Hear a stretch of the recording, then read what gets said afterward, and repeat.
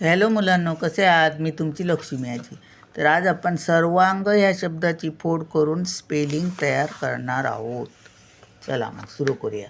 सर्वांग, सर, स अ र असा उच्चारतो. सर. मग स काट मारायची खाली, अशी व्यंजनावर काट मारायची. स अ येतो बघा. अ हा स्वर आहे. अ त्याला काट मारायची नाही. स्वरांना काही करायचं नाही. स अ सर, रचा उच्चार आहे बघा. तो हा रपार आहे ना, तर रचा उच्चार सर. आता अधिक वा, व काट मारायची. अधिक त्यात कोणता स्वर आहे? वा, आ आहे. अधिक सर्वांग हा जो अनुस्वार आहे तो. अधिक आता ग, ग काट मारली. अधिक त्यातला स्वर बाहेर काढला. सर्वांग. आता स्पेलिंग लिहूया. सला काय असतं? एस. स अ र, स अ र. सर वा, वी ए, वा.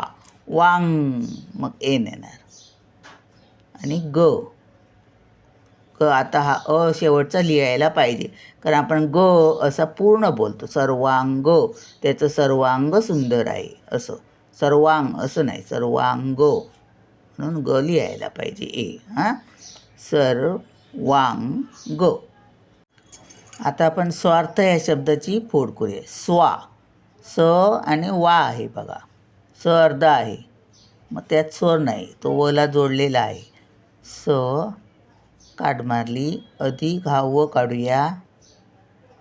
काट मारली. अधिक हा काना आहे, म्हणजे आ आहे. स्वा, आचा उच्चार येतो ना. आ हा स्वर आहे. स्वा. स्वा झाला की स्वार. हा बघा रफार आहे ना, इथे र आहे तो. स्वार अधिक र, सॉरी र, र. अधिक आता थ,